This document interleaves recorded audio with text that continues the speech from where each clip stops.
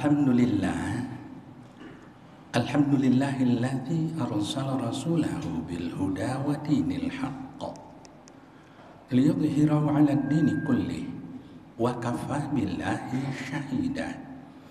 Asyhadu an la ilaha illallah wahdahu la syarikalah wa asyhadu anna Muhammadan 'abduhu wa rasuluh la nabiyya ba'dah.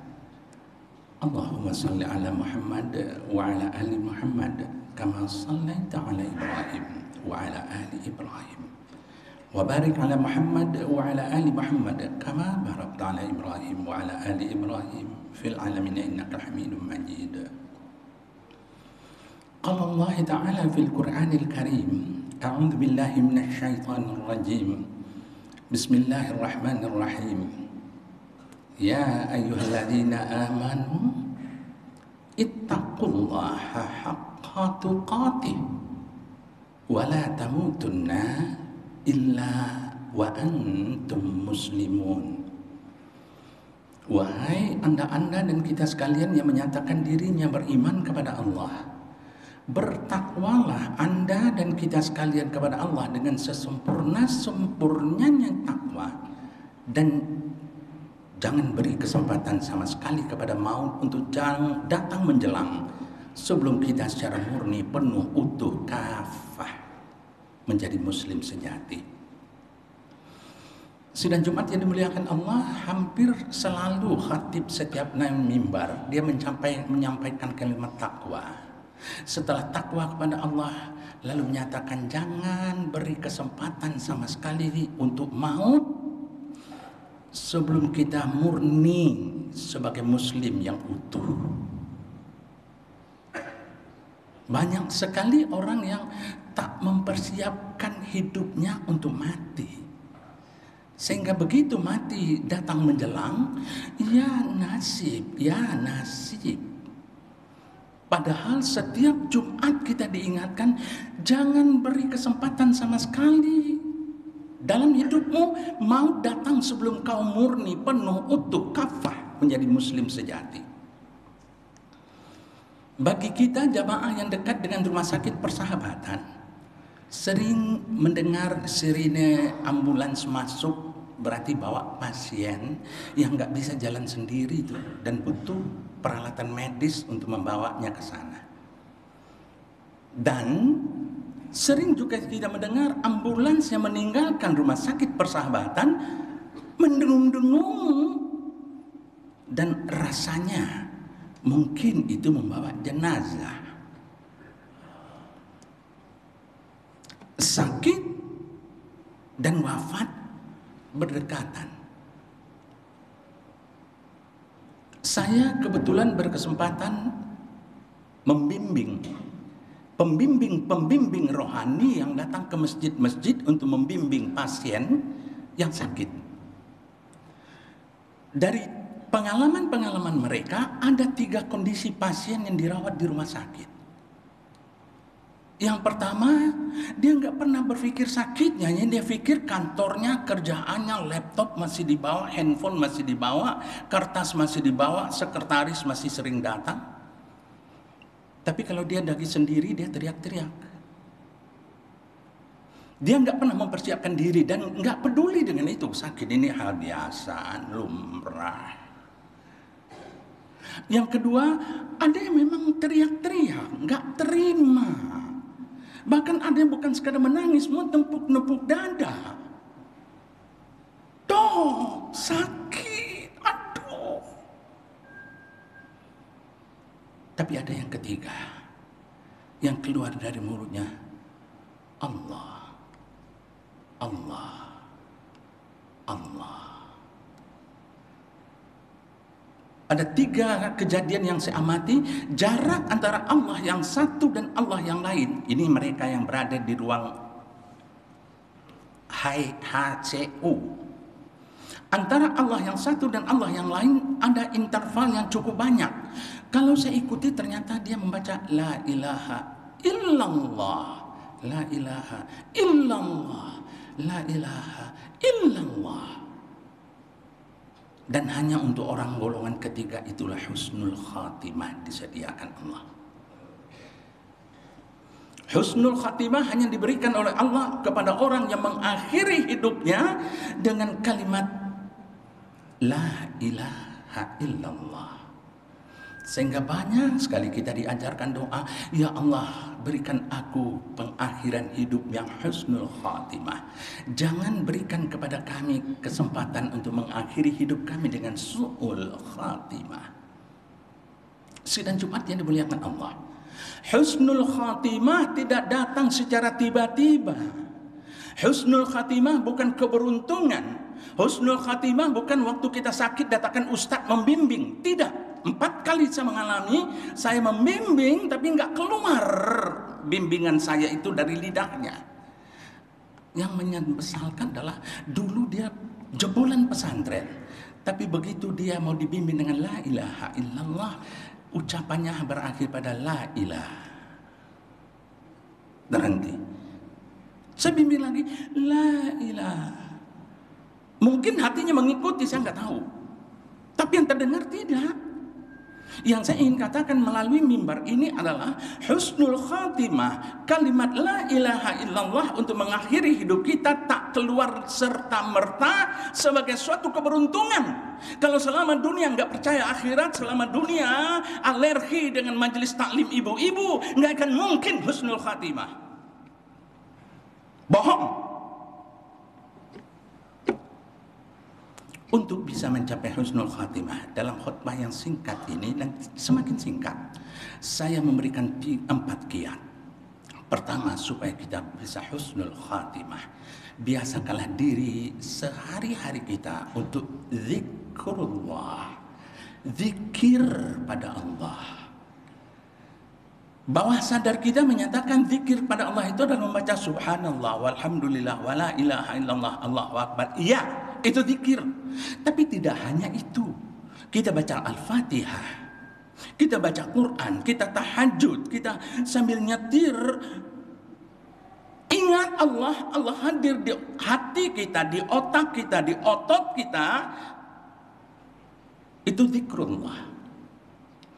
Kalau kita terbiasa zikrullah, biasa menghadirkan Allah di hati, insya Allah kalimat yang terakhir keluar dari mulut kita saat Allah mau memanggil kita adalah la ilaha illallah. Tapi sedikit, zikrullah itu baru bernama zikrullah kalau otak kita gelombangnya berada pada gelombang alfa. Minimal ada 3 gelombang otak, gamma, beta, alfa. Gamma waktu Anda berpacu, lari. Beta waktu khutbah ini, waktu kerja di kantor. Tapi alfa, waktu Anda merasa orang lain tidur, aku bangun dan hanya ada aku dan Allah. Waktu aku menyatakan Allah, kemarin aku salah. Allah, dulu aku nggak sepenuhnya melaksanakan kewajiban. Allah. Waktu itu gelombang otak kita dalam keadaan alfa, dan waktu itulah biasakan malah menghadirkan Allah dalam zikrullah. Tidak hanya mulut mengucapkan, tapi pikiran kemana-mana nggak zikrullah. Saya berkali-kali menyampaikan Al-Imran 190-191. Inna fi khalqis samawati wal ardh wa ikhtilafil laili wan nahar la ayatin li ulil albab alladzina yadhkuruna Allaha qiyaman wa qu'udan wa 'ala junubihim wa yatafakkaruna fi khalqis samawati wal ardh rabbana ma khalaqta hadza batila subhanaka faqina adzabannar. Inilah zikir yang benar.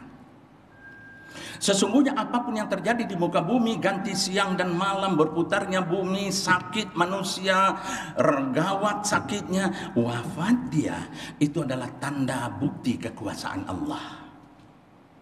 Tapi yang bisa melihat kuasa Allah ada di situ hanya orang yang tergolong kepada ulil albab. Siapa itu ulil albab? Ulil albab adalah orang yang selalu zikir. Waktu berdiri, waktu duduk, waktu tidur, dia ingat Allah, hadir Allah di hati, di otak dan di ototnya. Tapi dia berpikir, kenapa aku sakit, aku nggak disiplin? Kenapa aku sakit, aku kerja sampai malam? Kenapa aku sakit, aku nyetir ugal-ugalan? Dia tetap berpikir, tapi zikir. Tetapi hasil dari zikir dan fikirnya adalah Rabbana ma khalaqta hadza batila subhanaka faqina adzabannar. Ya Allah, enggak ada satupun kejadian di muka bumi ini yang sia-sia, termasuk sakitku ini. Mampukan aku melihat Engkau dalam proses sakitku ini? Subhanaka, maha suci Engkau. Faqina adzabannar, jauhkan kami dari neraka. Itu baru zikir. Dia gunakan otaknya, dia gunakan hatinya. Olah otak dan olah hati adalah Rabbana ma khalaqta hadza batila subhanaka faqina adzabannar. Yang kedua, perbanyaklah amal saleh. Amal saleh adalah berbuat baik, bajik dan bijak kepada orang lain sehingga kehidupan kita punya manfaat bagi orang. Kepergian kita dihantarkan dengan doa banyak orang. Kita meninggalkan legasi di dunia ini.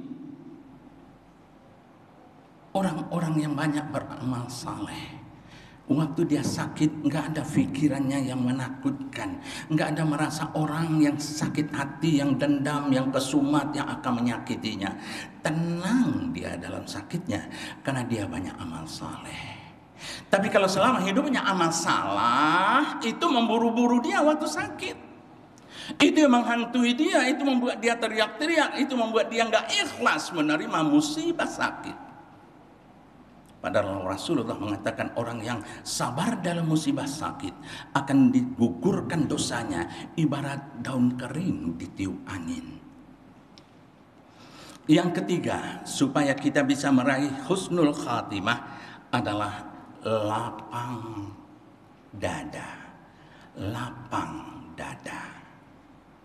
Banyak orang yang kalau disakiti tinggal di hatinya, terhujam di dadanya, nggak pernah dia bisa lupakan, sulit untuk dimaafkan. Bahkan dari seorang yang ahli masjid saya mendapat kata-kata yang saya tidak senang.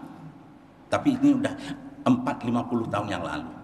Kalaulah semua persalahan bisa diakhiri dengan kata maaf, enggak perlu Allah menciptakan sorga. Katanya waktu itu dia berumur 24 tahun. Tapi bukan. Allah dan Rasulullah menyuruh kita untuk maafkan, maafkan, maafkan, maafkan, maafkan, maafkan. Lapang dada, lapang dada. Nabi Musa punya doa, ya Allah lapangkanlah dadaku. Kalau lapang dadaku mudah urusanku. Kalau mudah urusanku, aku bisa ngomong, tercapai saling pengertian dengan orang banyak. Dan akhirnya mereka ngerti, berkomunikasi baik dengan aku. Kalau kita udah lapang dada, saat-saat akhir kita itu nggak ada rasa dendam, sakit hati yang tersimpan di sini, sehingga tenang kita. Yang ada adalah aku, Allah, aku, Allah, aku, Allah. Insya Allah lancar kalimah la ilaha illallah. Barakallahu li wa lakum fil Qur'anil azim. Wa nafa'ani wa iyyakum bima fihi minal ayati wa dzikril hakim. Wa taqabbal minni tilawatahu innahu huwas samiul alim.